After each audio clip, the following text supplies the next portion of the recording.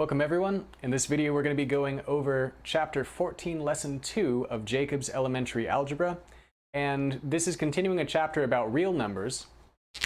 And I made a chart last lesson. I still haven't defined what a real number is. Real numbers are as opposed to imaginary numbers, by the way.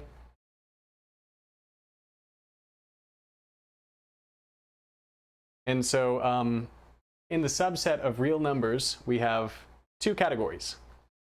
We have rational numbers, which we talked about extensively last lesson. And the way we define a rational number is that it can be represented as a quotient, or you could say fraction. It means the same thing, of two integers. And what is an integer? An integer is any number of the set -1, 0, 1. It goes infinitely to the left and to the right on the number line. Integers are basically whole numbers, which are 0, 1, 2, 3, 4, 5, 6, 7, and their opposites.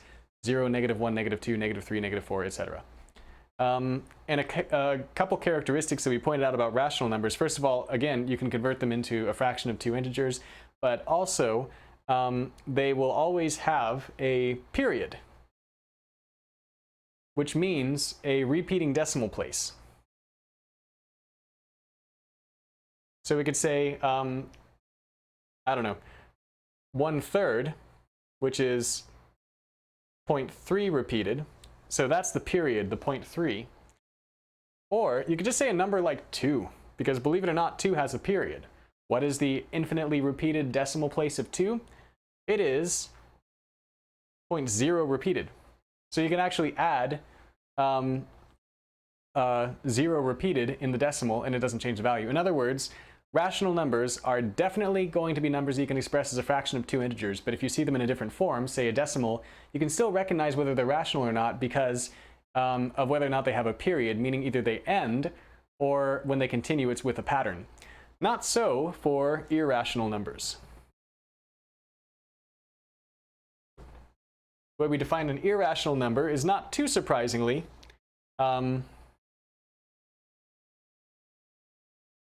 that it can't be expressed as a fraction of two integers.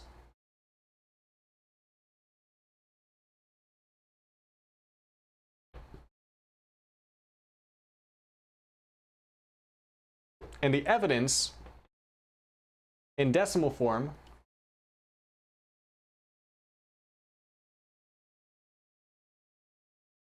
is that it's not going to have a period,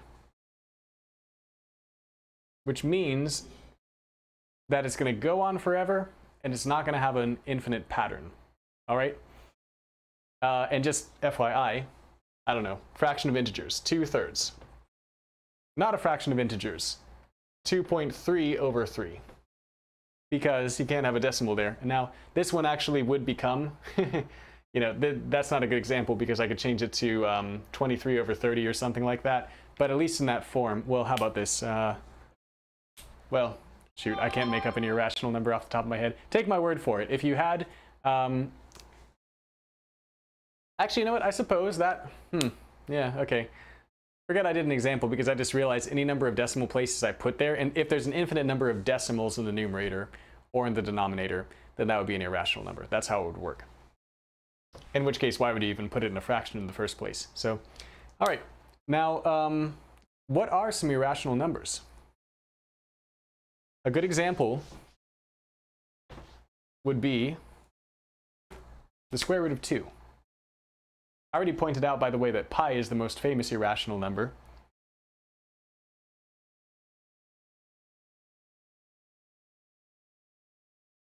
So pi, something like the square root of 2. And the square root of 2, FYI, here is page 674 in the book. Look at that big chart, or that big, that's actually just one number, all right? 1 point, and then the rest is decimals. That is the first, what is that, 1,000 places of 2? And if you plot out an irrational number trying to find the end, you're never going to. There was a computer that ran a test in 1971, which I imagine was a lot harder than doing it now, where they actually plotted over 1 million decimal places of the square root of 2, and they never found a pattern, and they never found an end. So that's what makes it irrational. So proving a number is irrational is a real pain, because you might just be going on forever, as in the case of pi, infinitely finding more and more decimal digits without a pattern.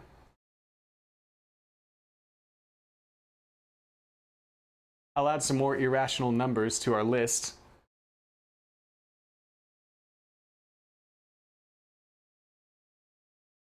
So we have, for example, negative square root of 8. And actually that makes sense, because if you found the square root of 8, what you have is the square root of 4 times 2. Square root of 4 is 2, so this is actually the same thing as negative 2 square roots of 2. So yeah, of course, that would be irrational because it's got the square root of 2 in it. Why negative? Well, we could have made it positive. Either way, it would be irrational. Square root of 3 or negative square root of 3, whichever one you choose. The book says negative square root of 3, but wouldn't positive also be? Yes, it would. Or, you know, something like, how about this? The square root of 1/2.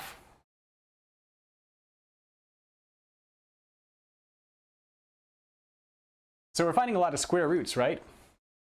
Interesting how we've just covered square roots, and now we're finding out that a lot of them are irrational numbers, the ones that you're not going to simplify, the ones that don't contain perfect squares. A lot of those are irrational numbers. What are we not including in here, by the way? We're not including numbers that are paradoxical, like square root of negative 2, or actually I don't even have to go that crazy. Let's just say the square root of negative 4. What about the square root of negative 4? Well, the square root of positive 4 is 2, but is it possible to have the square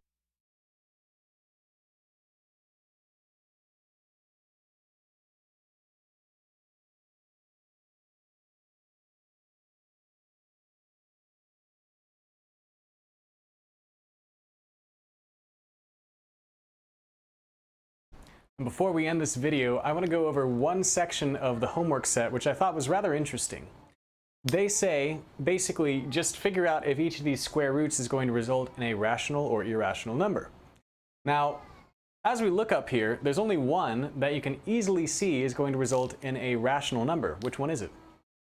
It's B. Square root of 100 is the same thing as saying the square root of 10 times 10, or aka the square root of 10 squared. Anytime that you have the square root of something squared, the squaring and square rooting cancel each other out. Just move the number outside the radical. So the answer is, square root of 100 is just 10. Is 10 a rational number? Absolutely. Anytime you have just an integer by itself, it is a rational number, because it is the fraction of two integers, which would be that number, 10 over 1. Or you could look at it this way, 10.0 repeated. Anytime it has an end, that either an end or a pattern, then it's going to be a rational number. So yeah, clearly 10 is going to be your rational number. Now let's look at the other ones.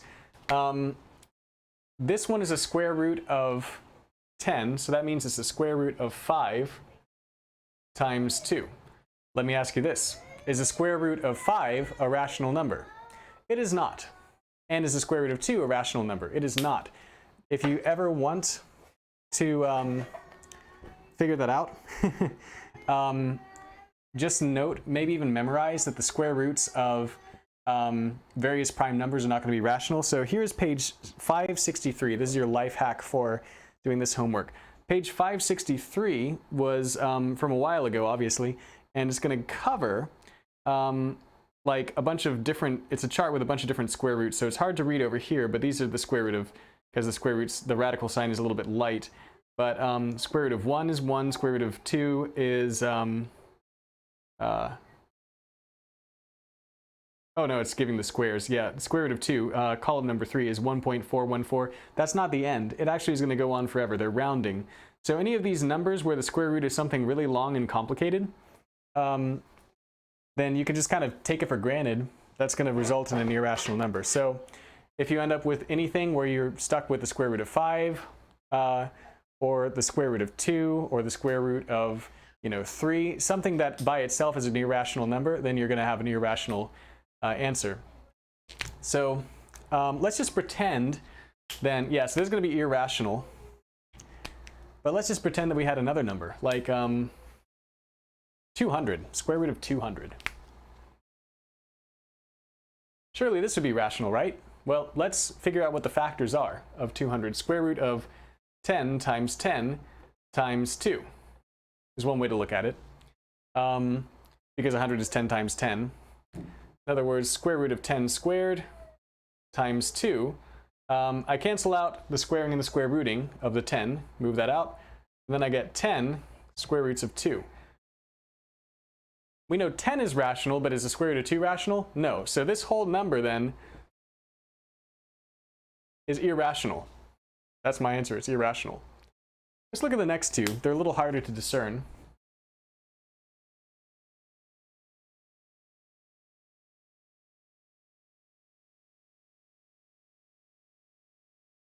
We have 6.4, we have 0.64. Are either of these going to be rational numbers? Well, first of all, what is the square root of 64? It's going to be 8. 8 times 8 is 64. If we take this one and try to factor it out, we end up with a little bit of a problem, because what if I tried something like 0.8? Is 0.8 times 0.8 going to equal 6.4? No. Because when I do that, I'm going to end up with 8 times 8, which is 64. That's what I want. But then I move my decimal place over twice. So that's not 6.4, it's 0.64. So in other words, this isn't going to be a perfect square. And if you were to divide it up, I don't know, let's do by least prime multiples. So square root of 2 times 3.2, or I could say 2 times 2. How about this?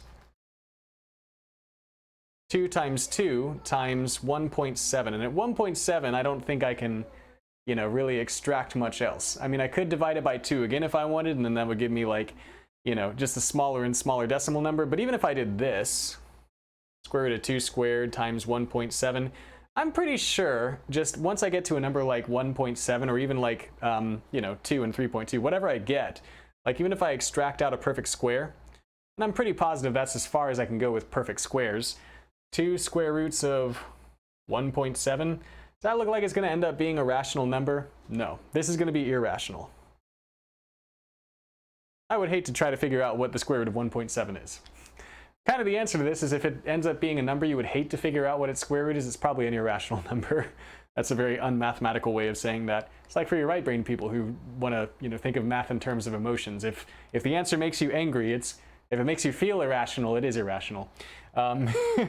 This one, on the other hand, is in fact the square root of 0.8 times 0.8, as we proved up here.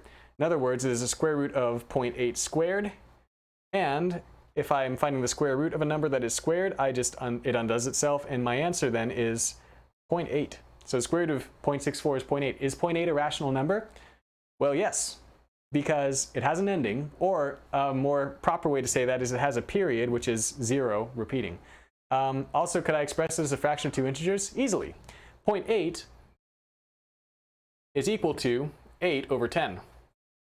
Again, you just count the number of decimal spaces.